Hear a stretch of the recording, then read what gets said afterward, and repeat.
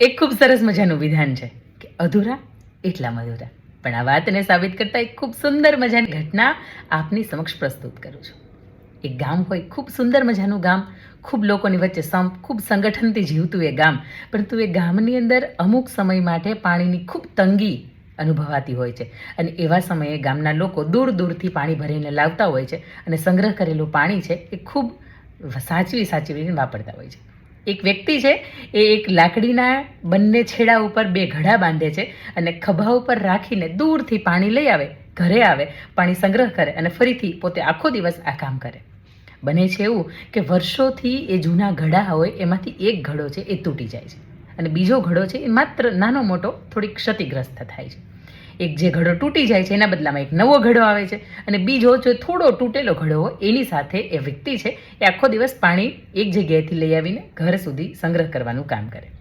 બને છે એમાં એવું કે જે એક નવો ઘડો આવે છે એને બીજા જે જૂનો ઘડો હોય એને જોઈને થોડીક જલન થાય છે, થોડીક ઈર્ષા થાય છે અને થોડા અભિમાનની સાથે એવું કહે છે, તું જો મને, હું મારા માલિકને સંપૂર્ણપણે વફાદાર છું. કારણ કે હું જેટલો મારે માલિક છે મારી અંદર પાણી ભરે છે એટલું પૂરેપૂરું પાણી છે એ હું અહીંયા લઈને આવું છું અને મારા માલિકને જે અન્ય વાસણમાં ઠાલવવાનું છે એ હું પૂરેપૂરો વફાદાર રહીને કામ કરું છું. તને તો જો, તું ક્ષતિગ્રસ્ત છો અને તારે હવે અહીંયાથી વિદાય લેવી જોઈએ. એટલે મારા પાર્ટનરશિપની અંદર એક નવો ઘડો આવે. કારણ કે તારામાંથી જે ટપક ટપક ટપક ટપક થતું દૂરથી પાણી ઘર સુધી પહોંચે છે ને ત્યાં સુધી તું આમ પણ અડધો થઈ જાય છે. ત્યારે પેલો ઘડો છે એ પણ ચિંતામાં આવી જાય છે. એને પણ એવું અંદરથી અનુભવાય છે કે ક્યાંક હું મારા માલિક પ્રત્યે વફાદાર નથી રહેતો. થોડા દિવસ પછી એના માલિક એ ઘડાની સાથે વાર્તાલાપ કરતા કહે છે કે તને જોઈને મને એવું લાગે છે કે તું ઘણા સમયથી ઉદાસ છે, કોઈ ચિંતા છે.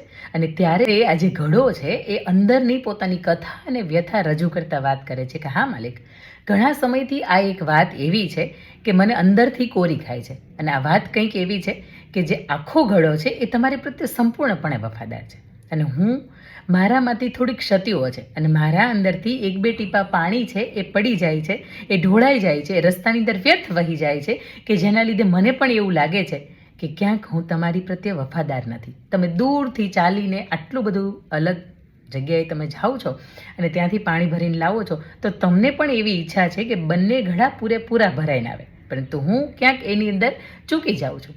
અને ત્યારે માલિક હસતા મુખે ઘડાને સાંત્વના આપતા કહે છે કે ઘડા, આવો તારો વિચાર છે, પણ તને ખબર છે કે આ તારું પાણી ક્યાંય વ્યર્થ નથી ગયું.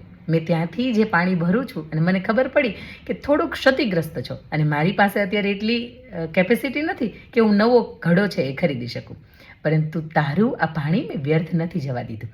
આવ, હું તને રસ્તો બતાવું. અને ત્યારે એ રસ્તો છે એ આખાય વેરાન વગડાની અંદર એક ખૂબ સરસ મજાનો સુંદર મજાનો રસ્તો હોય કે જેની અંદર ફૂલ છે, રંગબેરંગી છે, એ ફૂલો ખીલ્યા હોય છે અને એનું કારણ આ ઘડાની અંદરથી ઢોળાતું ટીપું પાણી હતું એ હતું.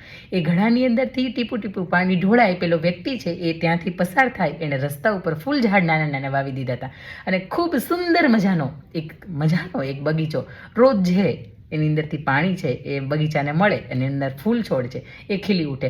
અનેક લોકોને એ પ્રકૃતિનો આનંદ છે એ સ્પર્શી જાય અને એ ઘડો છે એને સમજાય છે કે નહીં, મેં મારું જીવન છે એ વફાદારીની સાથે જીવવું છે. અને આ વાત ઉપરથી તમને મને એટલી જાણ થાય કે જો માણસનું સર્જન છે, માણસે બનાવેલી વસ્તુઓનું સર્જન છે એ પણ વ્યર્થ નથી જતું, કે તો તમને અને મને ભગવાને બનાવ્યા છે, તો ભગવાનનું સર્જન વ્યર્થ ન જાય. આપણે એવું જીવન જીવીને જઈએ.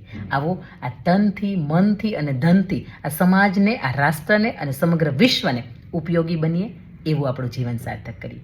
જય હિન્દ, જય ભારત. અંકિતાની વાતો.